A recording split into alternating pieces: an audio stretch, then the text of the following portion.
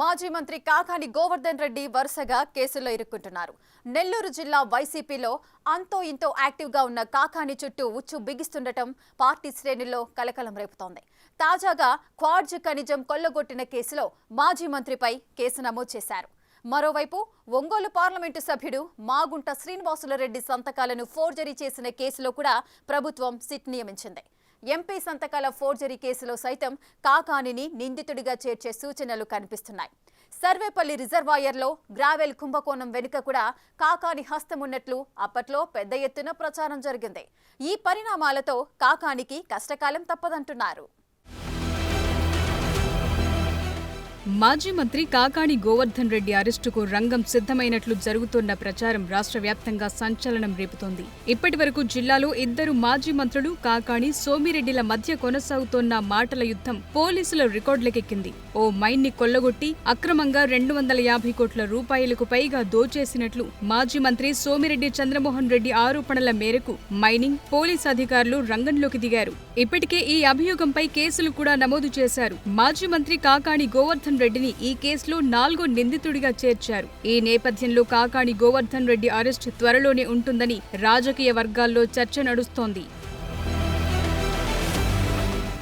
YCP ప్రభుత్వ హయాంలో సైదాపురం మండలం పరిధిలో ఉన్న మైన్లు భారీగా తవ్వకాలు జరిగాయి. ఆ క్రమంలోనే పొదలకూరు మండలంలోని రుస్తుం మైన్స్ లో అక్రమంగా క్వార్ట్జ్ ఖనిజం కొల్లగొట్టినట్లు కాకాని గోవర్ధన్ రెడ్డిపై కేసు నమోదు చేశారు. అక్కడ కోట్ల రూపాయల విలువైన ఖనిజ సంపద రాష్ట్ర సరిహద్దులు దాటింది. ఇతర దేశాల్లో ఆ ఖనిజానికి డిమాండ్ బాగా ఉండడంతో ధర కూడా బాగానే పలికిందిట. దాంతో మైనింగ్ నిర్వహించిన వారు కోట్లకు పడగలెత్తారు. అదంతా అక్రమమని గతంలోనే మాజీ మంత్రి సోమిరెడ్డి చంద్రమోహన్ రెడ్డి రాష్ట్ర మైనింగ్ శాఖతో పాటు కేంద్ర మైనింగ్ శాఖలకు కూడా ఫిర్యాదు చేశారు. 250 కోట్ల విలువైన ఖనిజ సంపద దోచుకున్నారని ఆ ఫిర్యాదులో ఆరోపించారు. అప్పట్లో ప్రభుత్వం వైసీపీది ఉండడంతో కాకాని గోవర్ధన్ రెడ్డిపై ఎలాంటి చర్యలు తీసుకోలేదు. వైసీపీ ప్రభుత్వంలో ఇదే రుస్తుం మైన్స్ వద్ద సోమిరెడ్డి చంద్రమోహన్ రెడ్డి క్వార్ట్జ్ ఖనిజం అక్రమంగా తరలిపోతోందని 3 రోజుల పాటు సత్యాగ్రహ దీక్ష కూడా చేశారు. మైనింగ్ లోడ్లతో రవాణాకు సిద్ధంగా ఉన్న 40 లారీలను టీడీపీ కార్యకర్తలు అడ్డుకున్నారు. అప్పట్లో అది పెద్ద కలకలమే రేపింది. వైసీపీ ప్రభుత్వంలో న్యాయం జరగదని భావించిన సోమిరెడ్డి కేంద్ర మైనింగ్ శాఖకు ఫిర్యాదు చేశారు. కేంద్రం ఆదేశాలకు తోడు రాష్ట్రంలో ప్రభుత్వం మారటంతో ఈ కేసుకు ప్రాణం వచ్చింది. ఇటీవల ఇదే అంశాన్ని ఆయన అసెంబ్లీలో కూడా ప్రస్తావించారు. తనపై హిజ్రాలతో దాడి చేపించారని చెప్పుకొచ్చారు. ఆ క్రమంలో తాజాగా ఈ మైన్స్ నుంచి కోట్ల రూపాయలు కొల్లగొట్టి దాచుకున్నారంటూ మైన్స్ అధికారులు ఫిర్యాదు చేయడంతో పోలీసులు రంగప్రవేశం చేశారు.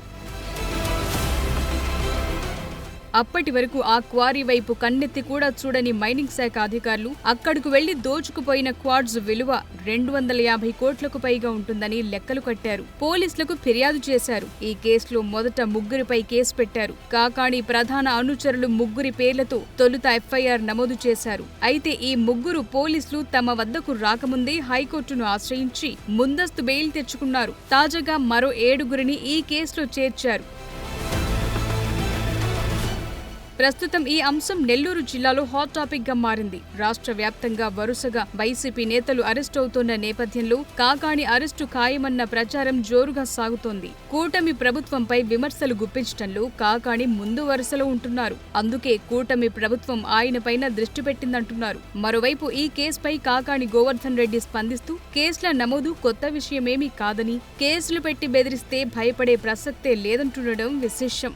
గాడిద మీద ఊరేగించాలంటే దాని మీద ఒక ఎఫ్ఐఆర్.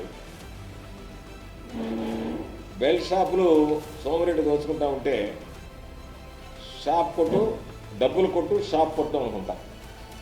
దాన్ని పెడితే అయ్యా నువ్వు డబ్బులు కొట్టు, షాప్ పెట్టు అన్నావు కాబట్టి దాని మీద ఒక ఎఫ్ఐఆర్ నమోదు.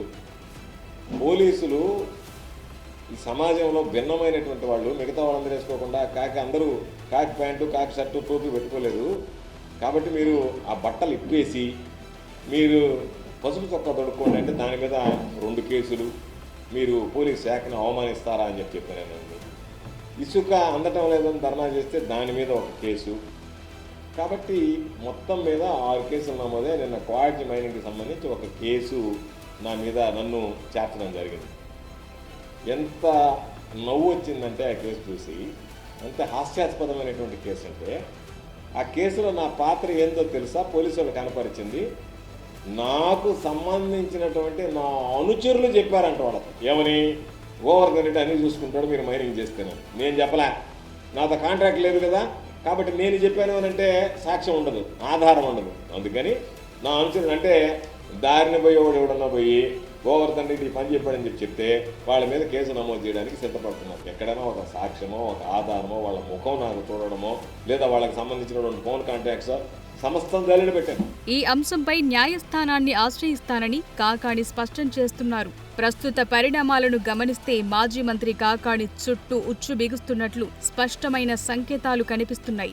మరోవైపు ఒంగోలు పార్లమెంటు సభ్యుడు మాగుంట శ్రీనివాసులు రెడ్డి సంతకాలను ఫోర్జరీ చేసిన కేసులో ప్రభుత్వం సిట్ను నియమించింది. ఎంపీ సంతకాల ఫోర్జరీ కేసులో సైతం కాకాణిని నిందితుడిగా చేర్చే సూచనలు కనిపిస్తున్నాయి. ఈ పరిణామాలన్నీ గమనిస్తే గత ప్రభుత్వంలో మంత్రిగా నెల్లూరు జిల్లాలో చక్రం తిప్పిన కాకాణికి జైలు గండం పొంచి ఉందన్న అభిప్రాయం వ్యక్తమవుతోంది.